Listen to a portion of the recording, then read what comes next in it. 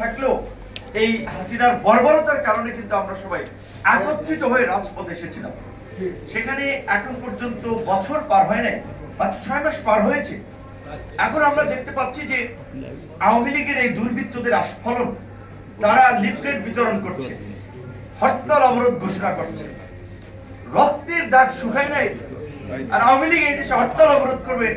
দেশটাকে মগের মূল্য নাকি আমরা এতটা দুর্বল হয়ে আমরা তো দুর্বল হয়ে গেছি? আমরা দুর্বল হই নাই। শুধুমাত্র দেশে শান্তি এবং স্থিতিশীলতার স্বার্থে আমরা যেটা বলেছি, আমরা রিফর্ম এন্ড রিকনসিলিয়েশনের মাধ্যমে রাষ্ট্র পুনর্গঠন, জাতি পুনর্গঠন করতে হবে। শুধুমাত্র দেশ সংস্কার না, জাতির সংস্কার করতে হবে। আমাদের নিজস্ব সাংস্কৃতিক, আমাদের সামাজিক মূল্যবোধকে জাগ্রত করতে হবে, যেটা আওয়ামী লীগ ধ্বংস করেছে। আলেম ওলামারা এই দেশে এখন শীতের মৌসুমে এখন বিভিন্ন আলেম ওলামারা আপনারা ওয়াজ করতেছেন না? কেউ বাধা দিচ্ছে আপনাদেরকে? পুলিশের অনুমতির জন্য ঘোরা রাখতেছে। আর আগে একটা ওসি এসপি বাদ একটা এসআইর পিছনে ঘোরা লাগতো সপ্তাহের পর সপ্তাহ অনুমতির জন্য।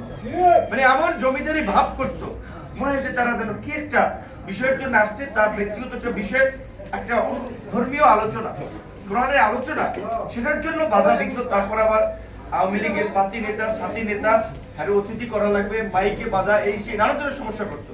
এখন কেউ করতেছে না।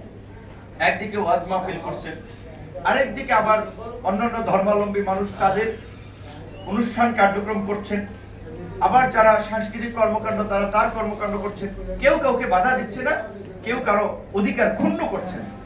এইটাই হচ্ছে পরিবর্তিত নতুন বাংলাদেশ। সবার স্বাধীনতা রয়েছে, ব্যক্তি হিসেবে, নাগরিক হিসেবে, এই রাষ্ট্রের নাগরিক হিসেবে পার্বত্য চট্টগ্রামের ক্ষুদ্র নৃতাত্ত্বিক গোষ্ঠী সম্প্রদায়ের লোকেরাও তাদের অধিকার ভোগ করবে। এখানে একজন মুসলমান তার ভোগ করবে, হিন্দু তার অধিকার ভোগ করবে।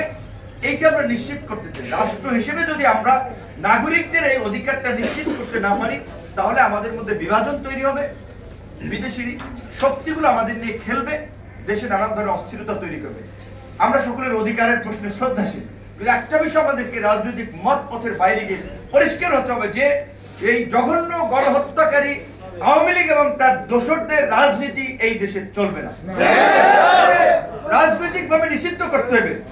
বিএনপি, জামাত, হেফাজত, ইসলামী আন্দোলন, খেলাফত মজলিস, জমিয়াতে উলামা, সিপিবি, বিভিন্ন রাজনৈতিক দল আছে না, বাম ডান, সবাই কর্মসূচি করছে, সবাই করবে, কিন্তু গণহত্যাকারী রাজনৈতিক দলের সাথে আমাদের কোনো আপোষ নাই।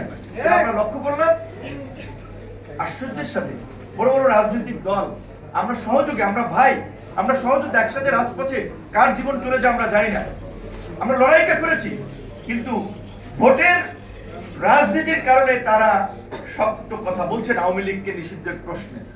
যে কারণে আমাদেরকে মনে হলো, যেটা নীরবে বলেছেন, জেলখানায় ভাই ডিবির যারা এখানে গেছেন, হেফাজতের নেতাদের ভালো অভিজ্ঞতা আছে। আবার কোন আলেমে যদি মিথ্যা জঙ্গিবাদের কেসে জেলে যান, তার ভালো অভিজ্ঞতা আছে। কি আচরণটা ওরা করে, আমাদের সাথেও বিন্দু মাত্র সহানুভূতি দেখায় নাই, জঘন্য আচরণ করেছে। ঢাকা বিশ্ববিদ্যালয়ের বিপ হয়েছে 28 বছর পরে, এখন তাকে নির্বাচন করতে চাই পরিবর্তিত পরিস্থিতিতেও। মুখোমুখি ছাত্র সংগঠনগুলো, জাহাঙ্গীরনগর, ঢাকা ইউনিভার্সিটি, কেউ নির্বাচন চায়, কেউ চায় না। ভাইস চ্যান্সেলররা বলছে সংঘাতের আশঙ্কা, লাশ পড়তে পারে এই পরিস্থিতিতেও। তো সেখানে 28 বছর পর একবার দুর্ভাগ্যক্রমে কিংবা সৌভাগ্যক্রমে আমি ভিপি হয়েছিলাম, কিন্তু সম্মানটা পাইনি এই আওয়ামী লীগের আমলে। এই ডিবির কার্যালয়ের নিচে ছিল মশা, গন্ধ, মানে কি যে অমানবিক পরিস্থিতি। একটা বই পড়তে চাই, বই পাওয়া যায়নি। ভাবছি আমার রুমের ওইদিকে আলেম, একজন আলেম আছে, বললাম ওনার সাথে একটু হাদিস কোরআনের আলাপ আলোচনা করি, দিন কাটিয়ে যাবে। আমারে ওনার রুমে দিয়ে দেন, ওনারে আমার রুমে দিয়ে দেন, ওইটাও দেয়নি। সবাইকে ছেড়ে দিত লকআপ থেকে, আমাকে আটকে রাখতো, সবাই ঢুকে যেত, তারপর আমাকে ছাড়তো। এটা একটা মানসিক টর্চার। কারোর সাথে কথা বলতে পারছি না, মানে 1 ঘন্টা হাঁটার জন্য সুযোগ দেয়। সেই সময়টাও আমি মোস্ট ওয়ান্টেড ক্রিমিনাল, যে আমার সাথে কেউ মিশতে পারবে না, আমার সাথে কেউ কথা বলতে পারবে না। জেলখানায় সবাই ভিতরে ঢুকাইয়া আমার জন্য একা ছেড়ে দিত। একা মানুষ আমি কি করবো, ফ্লোরের মধ্যে হাঁটবো। এবং কোন রুমের সামনে কাউকে জিজ্ঞাসা, ভাই কি মামলা আসছেন, কোথা থেকে আসছেন, এইটুকু জিজ্ঞাসার সুযোগ নেই। সিসিটিভির ক্যামেরা ওইখানে দাঁড়াইতে থাকলে আবার আমরা বলতে ভাই সমস্যা হবে। এই জন্য একটা মানসিক নির্যাতনের মধ্যে ছিলাম। কিন্তু তারপরেও দ্বিতীয় দফায় ডিবি কার্যালয় থেকে কোর্টে উঠে আমরা বলেছিলাম, সত্যিকার অর্থে হয়তো আল্লাহ পাক এটা বলিয়েছেন, আমার প্ল্যান পরিকল্পনা ছিল না, এবং আমি ডিবি কার্যালয় থেকে তো একটা আপডেট জানার সুযোগ নেই, আমি জানতাম না। আমি হয়তো আল্লাহর ইশারায় প্রভাবে মাথায় সেট করে দিয়েছে, আমি বলছি। এবং সেটাতে অনেকে জেল থেকে বের হওয়ার পর বলছে, ভাই আপনার কথাটা কাজ হয়েছে। আমরা বলছিলাম যে হ্যাঁ 90% শেষ, আর 10% ধাক্কা দিতে হবে।